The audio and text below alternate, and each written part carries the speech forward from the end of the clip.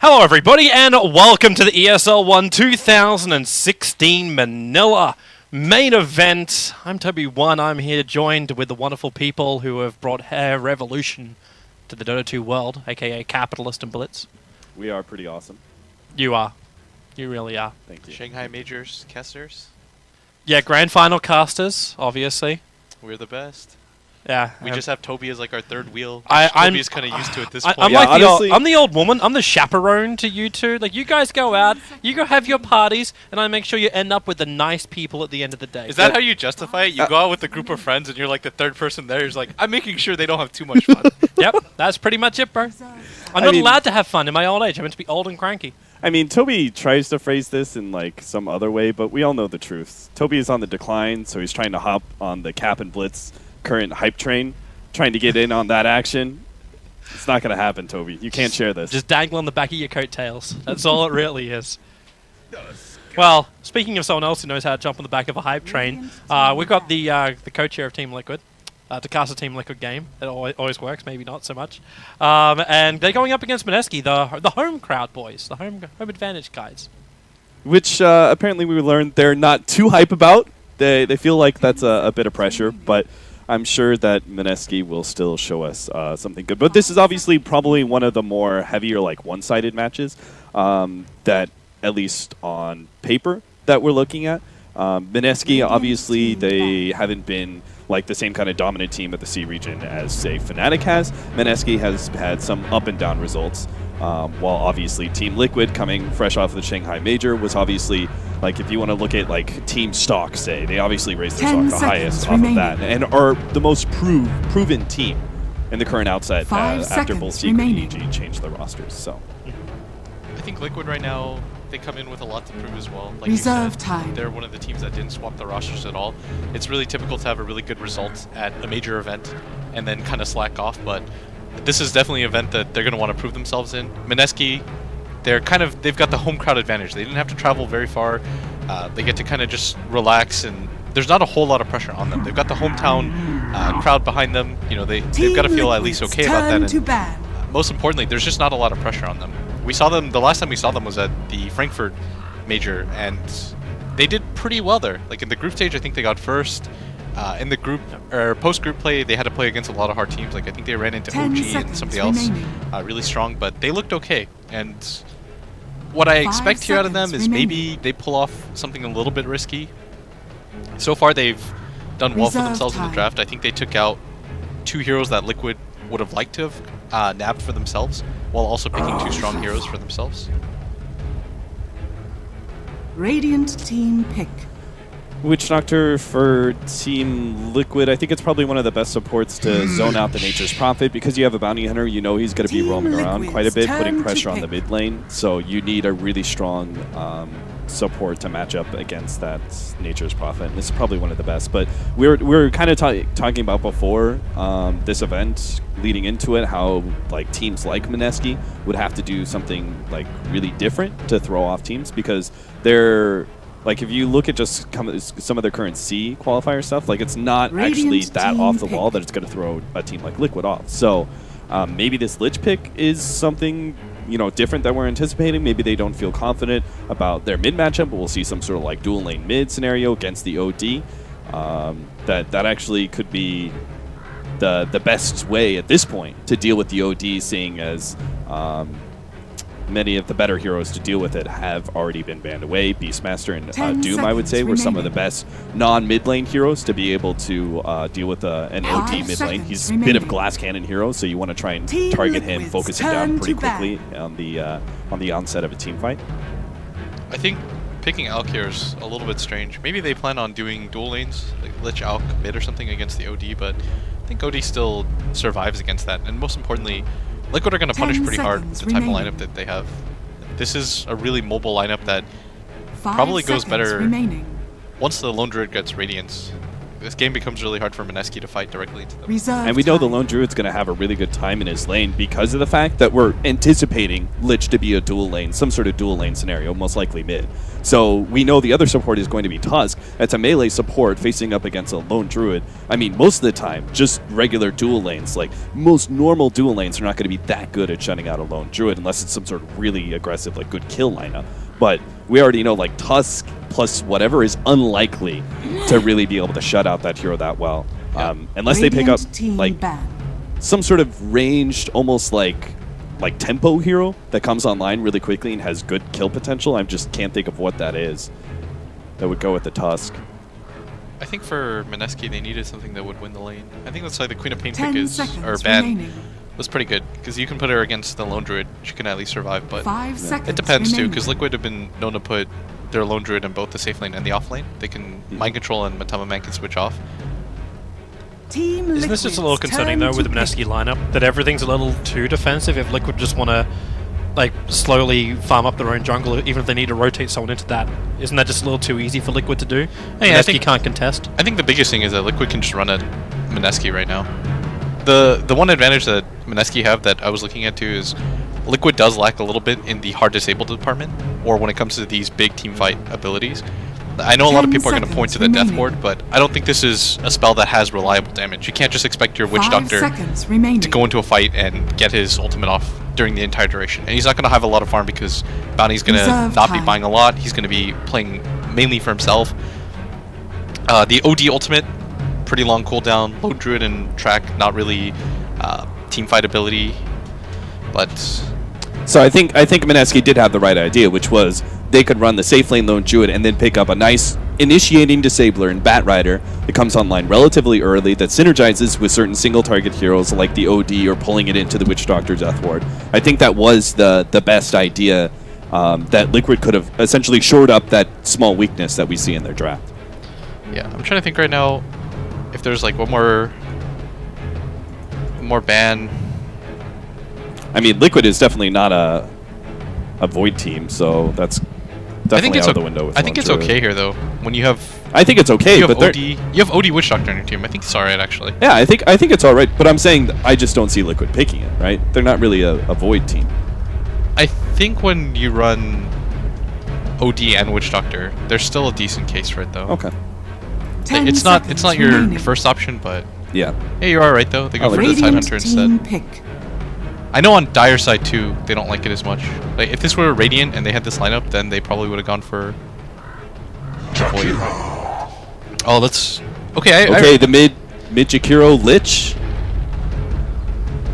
We were talking about this. What I wanted to point out when they did the last pick, Bat Rider, is because what Swindle said, right, is what you do to beat heroes like OD, and I remember this all the time now because it was a really good point, is that you mess with his attack animation, or you just make sure that, because he doesn't really have independent nukes, like he relies really heavily on just bursting heroes down with his Arcane Orb, so when you can get rid of that and slow down his attack speed with things like the Liquid Fire, you're in a much better position. So we've seen things like Mid Enchantress be run before. The Bat Rider is obviously like one of the best heroes you could possibly have against the OD. But when it comes to mid lane matchups, the Jakiro is something that we have seen experimented with against the OD, and it hasn't really gone that well. I have been like pretty adamant that I just don't think that this is.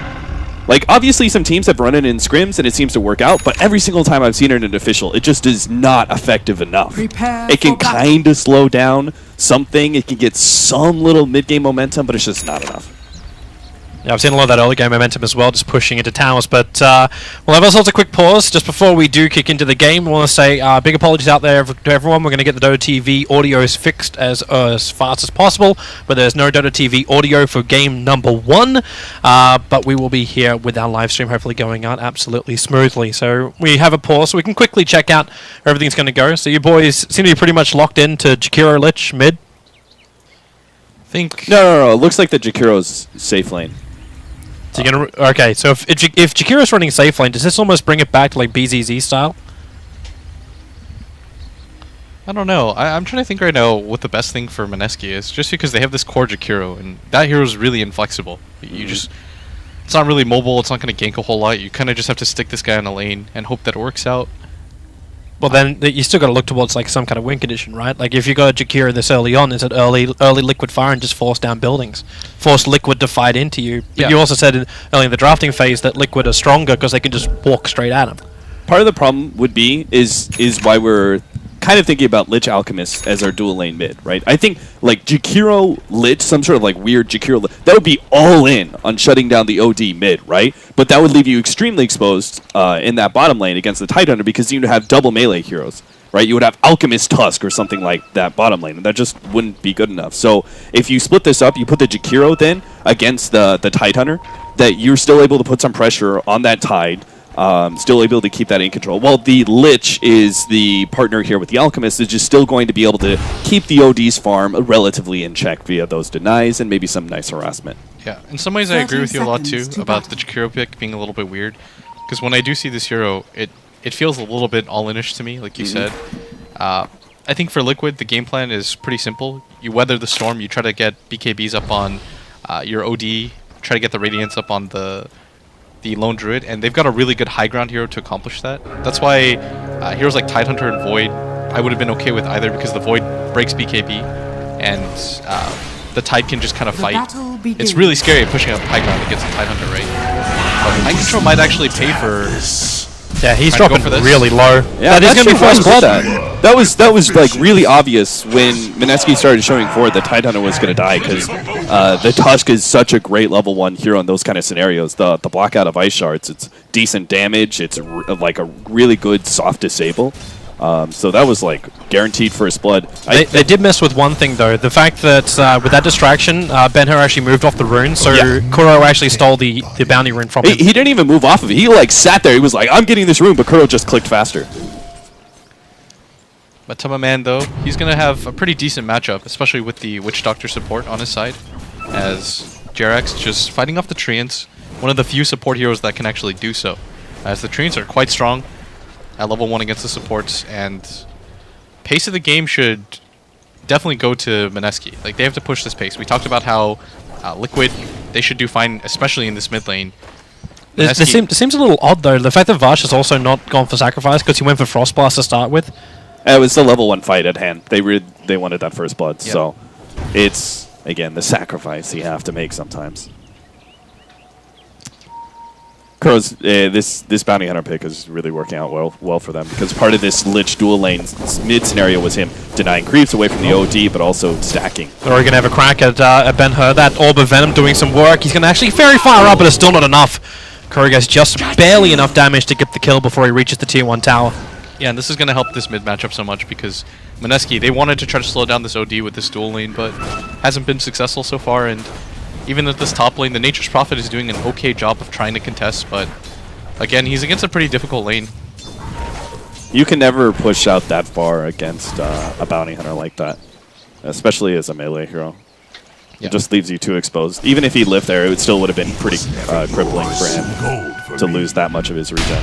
They're going to get both the runes too for Liquid. And this is the downside of going for these kinds of dual lanes, is because Mind Control knows that he can't get shoved off this bottom lane. And most importantly, Kuro can kind of just do whatever he wants in regards to movement. He's even going to set up for this regen rune at top for Fada as a result. And oftentimes, if you're Mineski, you want to try to deny these, but because of the dual lane, don't really have a lot of options.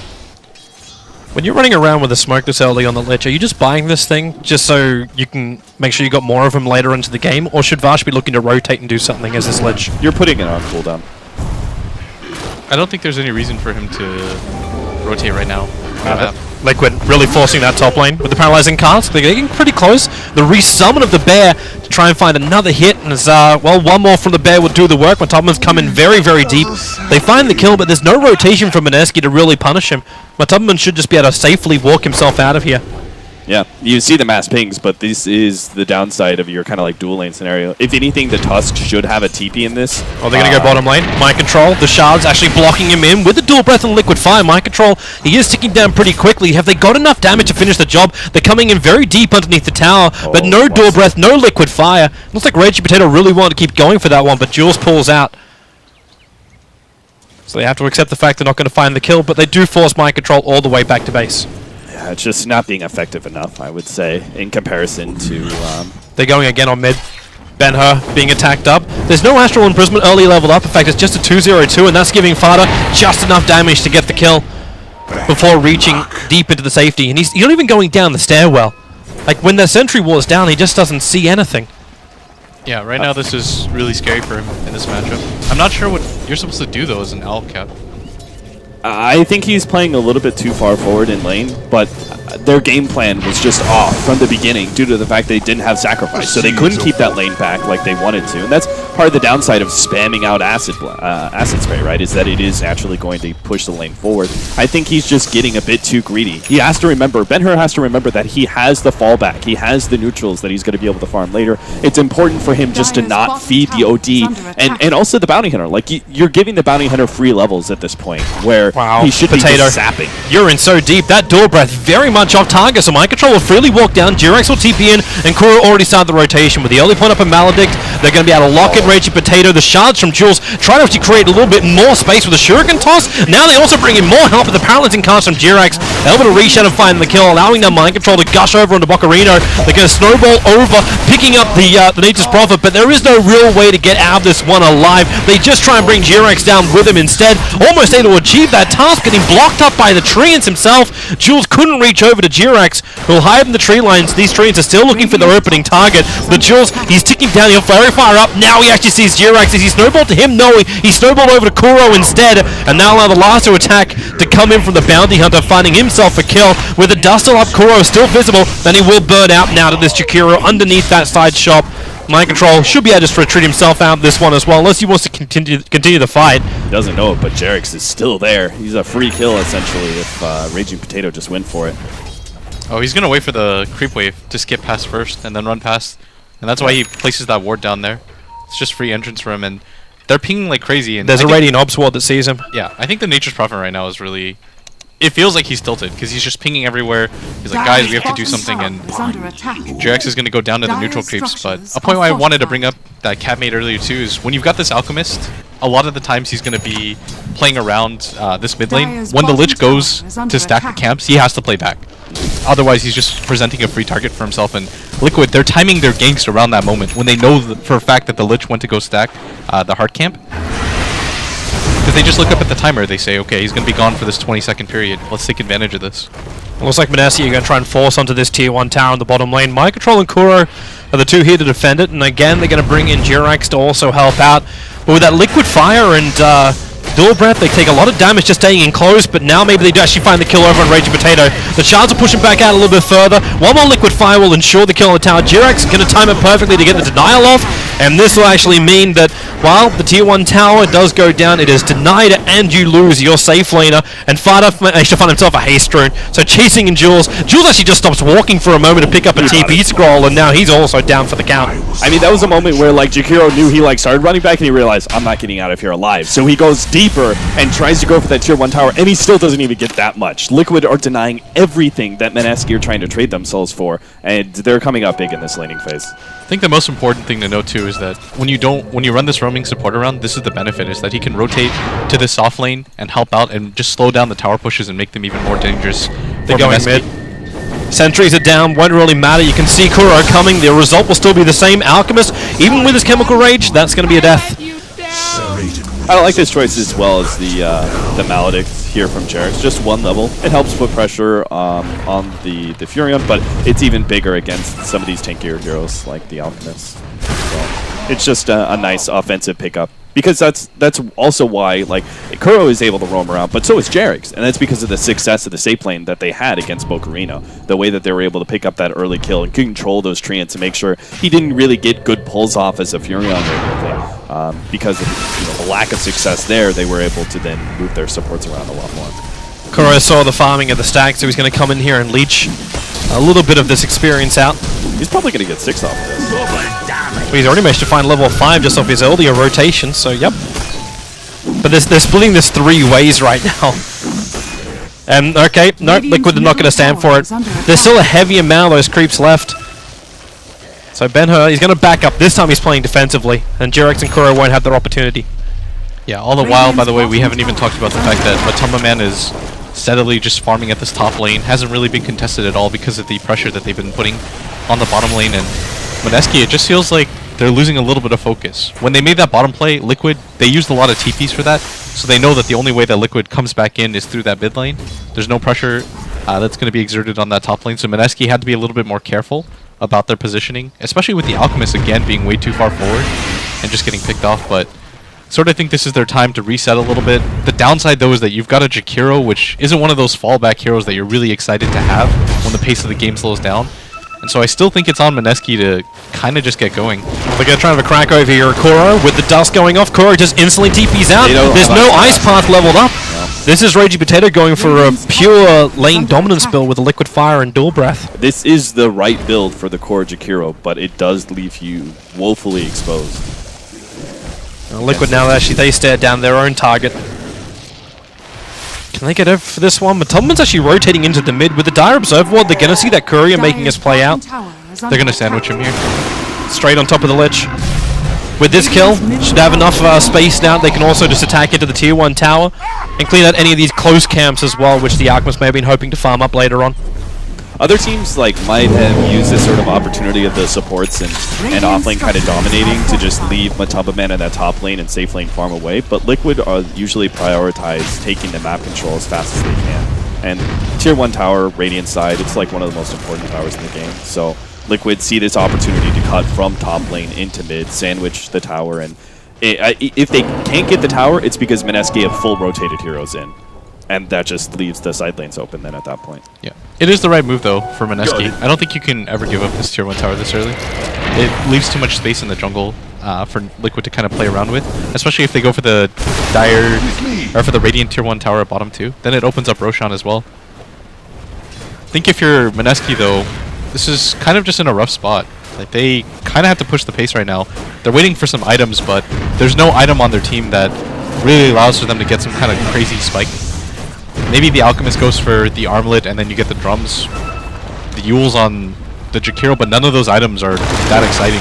Yeah, you could say that like the old safe lane Jakiro, the Yules is like maybe a little bit significant, but with the new Yules that doesn't have the same kind of range of initiation, it doesn't even allow you to be able to get like a long range pick off into the ice path. It's just not the same. Yeah. So I think Blitz is entirely right that Mineski just have to go for it. They can't wait for items. You don't pick a Jakiro for the items that he's going to farm up. You pick it up because of his skill set. He's a tanky, good damage over time hero that pushes down towers. You got to start 5-manning him. Well, you got one of your items. I guess the only one which you mentioned which could be picked up this early on. So the armlet will now be over on the Alchemist. He's still really low on the levels. So far away from having that level 2 Chemical Rage.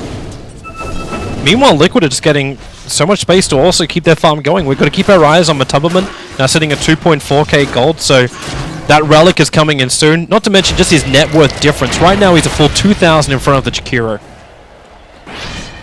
I guess the biggest difference there, though, is just you've got a Midas Lone Druid who's had infinite space, whereas the Jakiro's been repeatedly TP'd on, but Liquid are going to be comfortable with the pace of the game right now. It's been slowed down dramatically.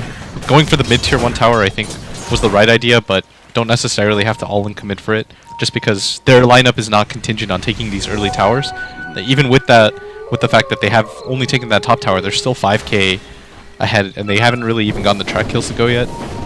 I kind of agree with Kev, like, yeah, Mineski have to go for it, but they probably want to at least wait for all of these side items. Like, why go for the fight when you're 200 gold away from the Yules, or when you're barely just about to pick up the armlet? I think now that you've got the armlet, you've got the drums and the Nature's Prophet, this is the time to go, because the next wave of items is going to take way too long for Mineski. I think you just lose map control against a bounty hunter. Unfortunately, it just came a bit too late for them to be able to save that Radiant tier 1 tower. The damage had already been kind of done by Liquid with that earlier movement to mid. Maybe they didn't fully commit to take it, and that was the right play by them, but they still did enough damage that Blitzhubman just casually cleans it up. Tubman also casually just zoning out Vash from the mid lane. But by doing this, he's actually forced Lich back behind the lane, and it looks like Liquid are going to go for a 13-minute Roshan.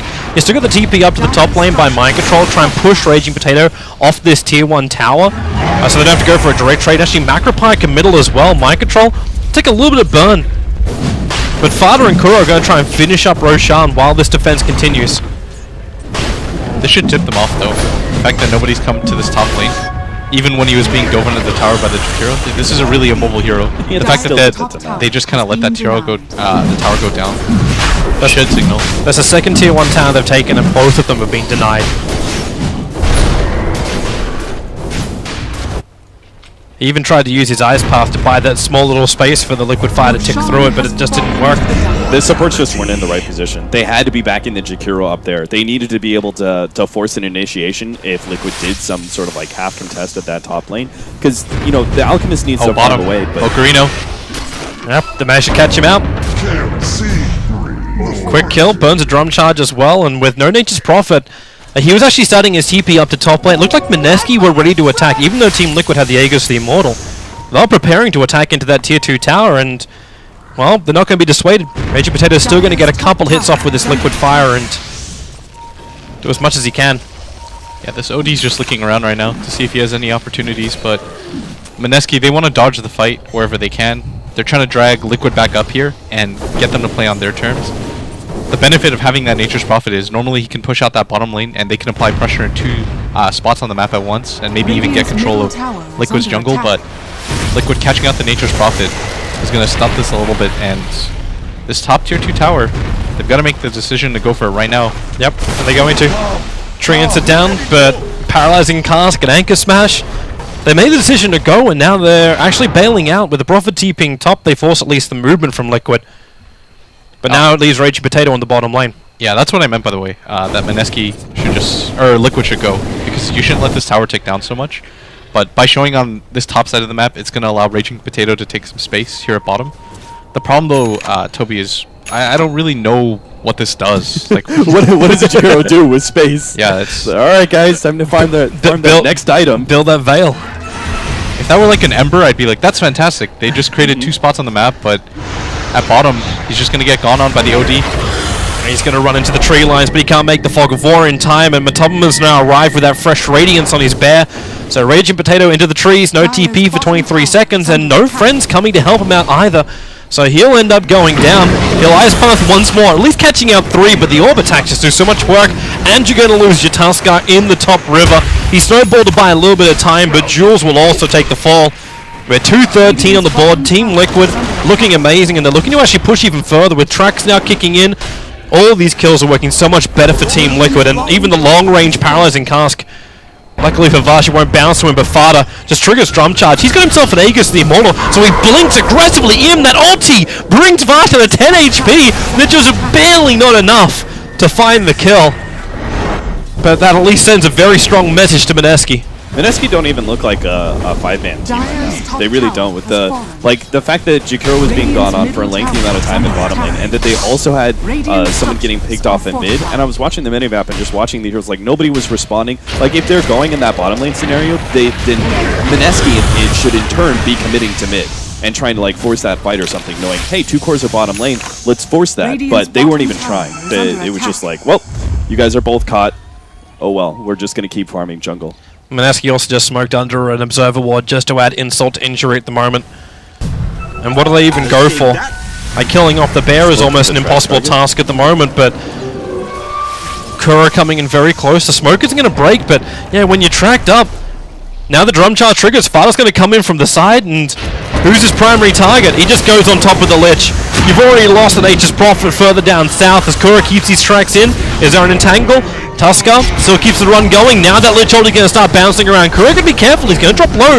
But then the creep wave just starts to soak up more. But it's Raging Potato who finally gets something back. Slipping in through the rear.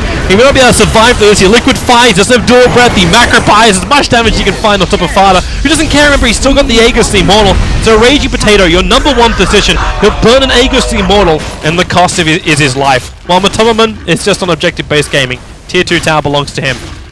2 things I really want to point out about this game that, for me anyways, usually signifies how a game is going is 1, if the threat of the Tidehunter ultimate alone makes you dodge every single fight, the fact that he hasn't casted it, like I haven't seen him cast it, that usually means that your team is just like not interested. They know that they're that far behind, that they don't even want to risk that.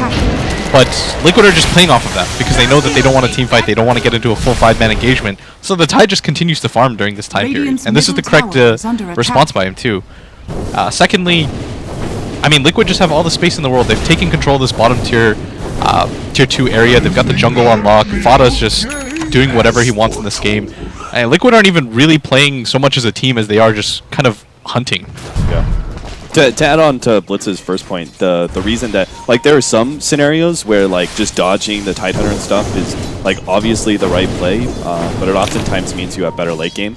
But in this sort of scenario, we're anticipating that this kind of strategy is going to be trying to fight Liquid, and yet, 12 minutes in, they were scared of a Tidehunter.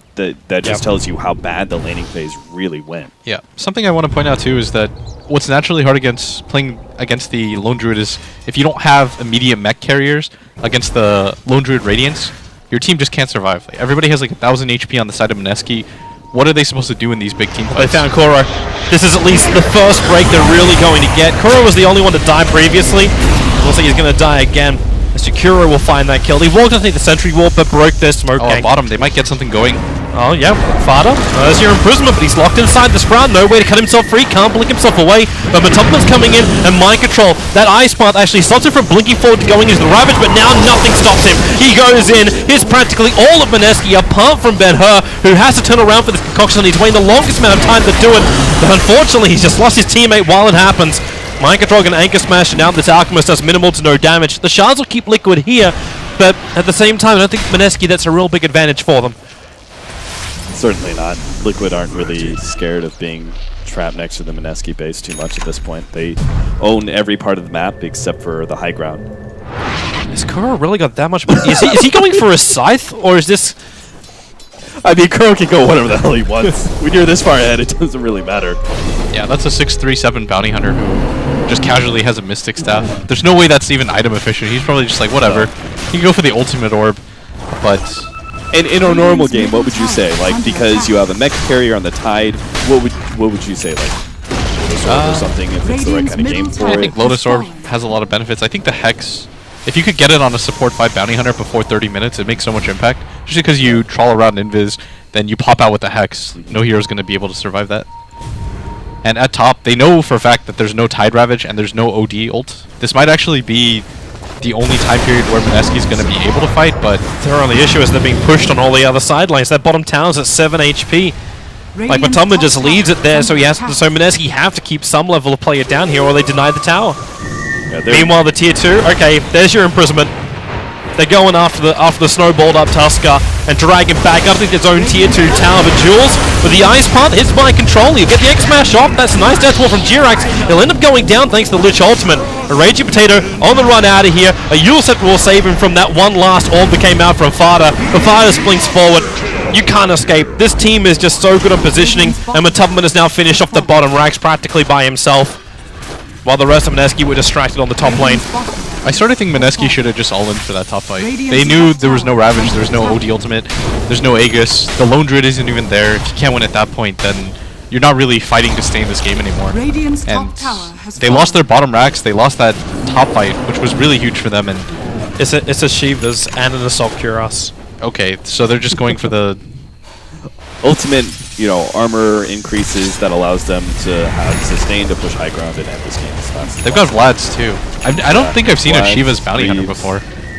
Especially as your first major item. Fada playing around with Bocarino, throws the ulti down. The one-shots will keep him alive, and Jules, well, will be the sacrificial lamb as Jakiro tries to run in, gets entangled. The Ravage will hit, and this may be the final nail in the coffin here for Mineski. They've lost so much, and they're going to tap it out. Game number 1 of this best of 3 will be going the way of Team Liquid, taking it just under 23 minutes. The damn Liquid, they are rolling in the dough.